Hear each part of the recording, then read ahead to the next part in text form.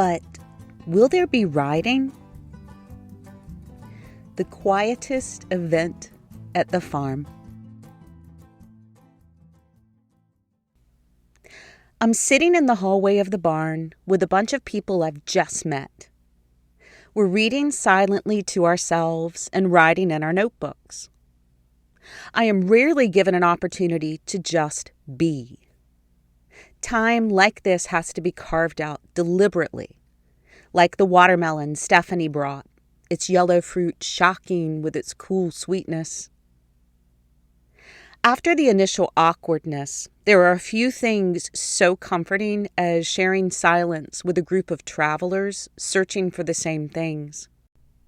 I think about religious communities taking vows of silence, why they do that, and what they find when the newness of their loud selves has faded and they're left with shared space and body language, like a horse. This isn't the first month that we've held books at the barn, a fully democratic book club held on the last Friday of every month, a club where no one tells you what to read. But it's the first time we're welcoming newcomers beyond our regular farm family. I made a little post on Facebook announcing the date. It wasn't the first time I'd advertised the event on social media. I used a recycled image and quickly threw together an informal description. I posted and went on with my evening. Later, I sat on the mower while my earbuds chimed with notifications, but I assumed it was all virtual junk mail and hardly glanced at my phone. So it was several hours before I saw the numbers of comments and views on the post announcing books at the barn. 7,000, 14,000, 28,000. By the time the traffic began to trickle later in the night, we had 40,000 views. I quickly pieced together a welcome message for people curious about the event. I made a spreadsheet because I will make a spreadsheet for every second of the day if I'm given permission to organize the seconds for you, for me, and for your mother. Books at the barn spreading like wildfire made me so thankful. But it also pissed me off. Please keep your hands inside the silence. 90% of my spreadsheet curated life is spent creating content. I've designed websites since their infancy, had a following on LiveJournal, and predicted the demise of the yellow pages in the paper phone book while arguing with the reps at AT&T about their blackmailing, shady, ludicrous ad pricing. I have lived the rise of the internet.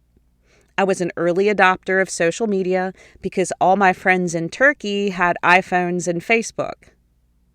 I will still fight anyone who would like to argue that WordPress isn't unreasonably complicated.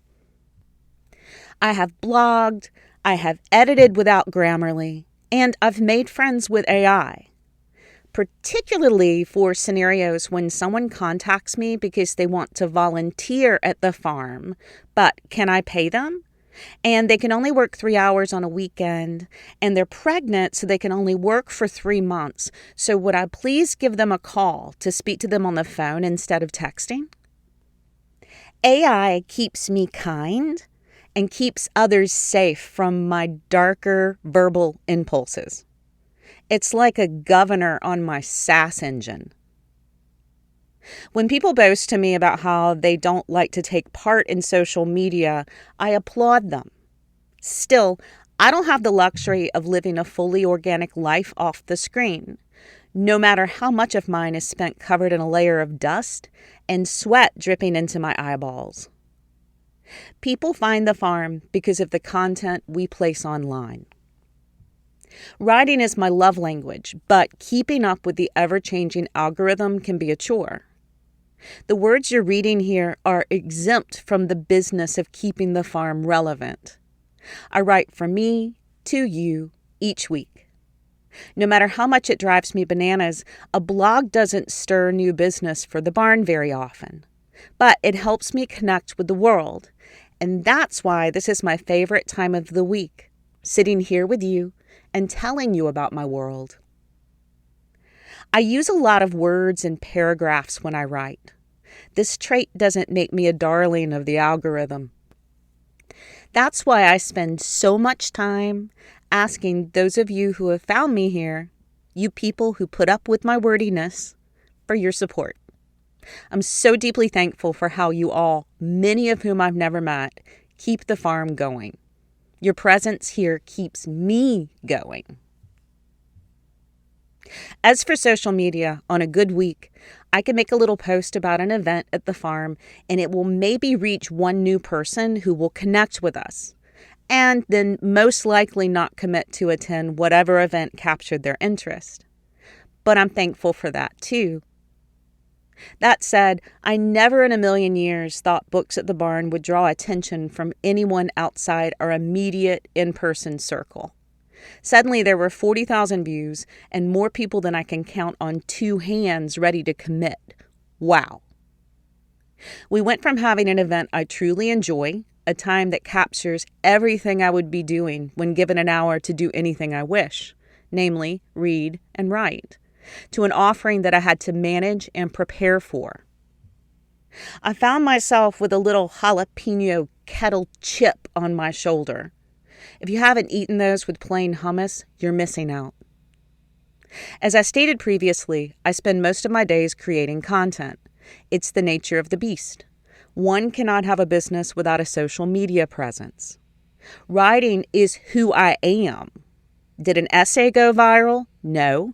Did a podcast episode reach the masses? No. A post I spent a total of 5 minutes constructing connected with our local community and beyond in a way that I was not prepared for. How was I going to make certain that these newcomers would be welcomed, immersed, and that we remained true to the spirit of the event? Boundaries. I'd have to make them, honor them, and not be swayed. Like a hastily erected fence of step-in post and electro-braid rope, this event must stay grounded and connected to a power source. Luckily, the farm had been working its magic for months prior, preparing me for the task. But will there be writing? It's a hard sell trying to prove that silence and stillness hold value. Contemplation, meditation, watching a movie, reading a book, sitting in church. We stop and watch the sunset, our eyes fixed and amazed on the horizon. So much of being with horses requires action, and the world is determined to get their money's worth. Luckily, Books at the Barn is free, so I felt less pressure to produce and keep people happy than I do in a regular session. But recently I worked with a mom and teenager who stood beneath the misters in the cool shade of the barn.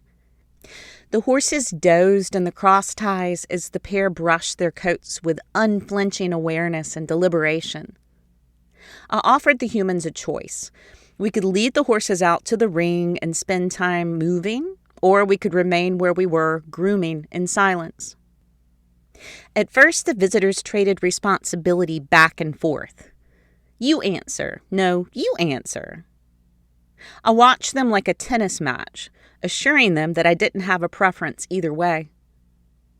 Finally, a little guiltily, they both admitted they wanted to remain in the barn with the horses and the brushes, but they were hesitant to let me know they enjoyed it so much.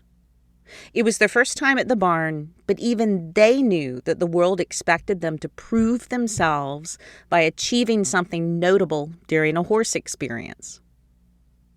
What they'd proven without trying was that they could slow down and listen to a horse, which might be the most important task we can learn. I remember the first time that the teenager who founded Books at the Barn and I were the only attendees. We sat in the cool quiet of the barn hallway, the misters humming with the soft fog drifting through the humidity. I wrote quietly in my notebook.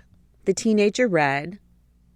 At the end of the hour, we stretched and grinned at each other. I spend hours in the barn every day, but I hadn't experienced that yet. The slow genius of contemplation. It's that reverence for the time and landscape that I want to preserve as we open the event up to the greater public. It's hard to capture the essence of all that in a welcome email. As inquiries about books at the barn arrived, I didn't once resort to AI to manufacture patience for answering the typical questions. I want a certificate or some acknowledgement for this. For example, can I pet a horse? Interactions with the horses are not a part of this event, but the horses will be nearby. Can I talk to a horse? You may speak to the horses from a distance, but not during the quiet time set aside for reading. May I feed lettuce to the horses? No, they are not ducks. May I feed carrots and apples to the horses? No, they may choke. Will there be riding? Riding is not the purpose of this event. But will we have a chance to ride? Riding is not the purpose of this event.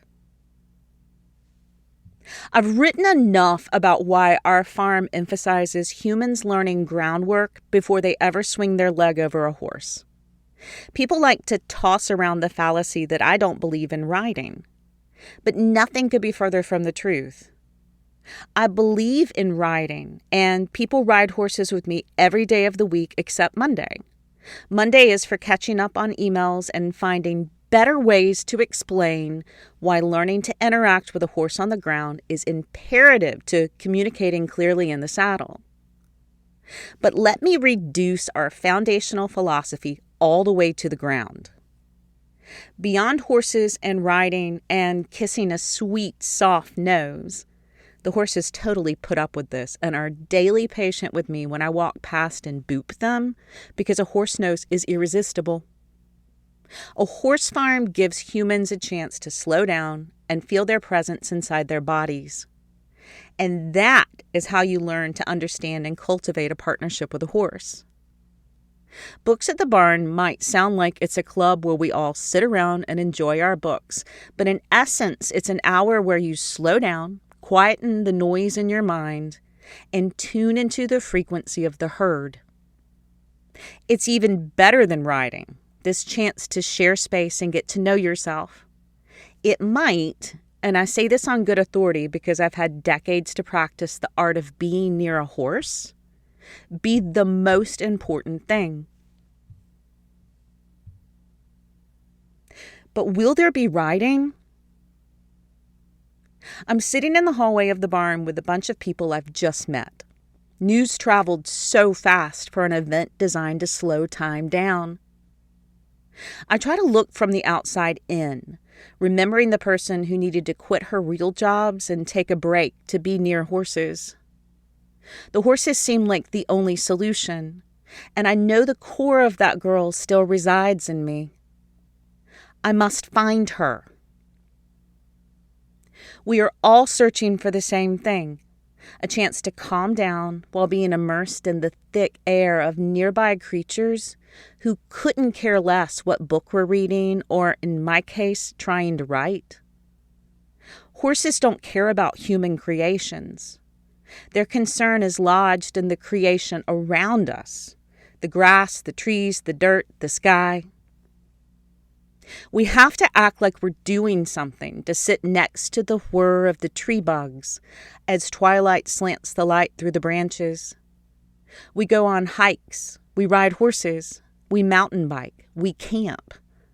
We get desperate when development threatens our dreams, so we throw all our savings on an old horse farm with crooked fencing and trees older than the year the first settlers came and brought their axes to make timber to frame houses beside some spring water in the wild. I only have to stake my claim on silence once during books at the barn. A lovely lady sits beside me at the table in the hallway of the barn. She asks me in a whisper to tell her about the horses. This isn't a time for talking, I say, and immediately feel guilty. She braces as if she's done something wrong. The girl inside of me who is terrified of having her peace taken away if she voices what she wants immediately rushes in to rectify, soothe, and deliver the promised goods. When this is over, I say, we'll take a walk around the pond and I'll answer all your questions. It's hard to return to my notebook for the last 15 minutes. The others, some old, some new, pet the cat and turn the pages in the books. One watches the horse across from her in the stall. I feel like I need to rise and give everyone a horse experience. But then I question my urge. Where does it come from? From the way that we measure agriculture by production, by the way that we are all trained to only exist by doing, by the acting we should all receive Oscars for as we go about the day. I choose to remain silent. I plead my fifth. Not every story can be told with words.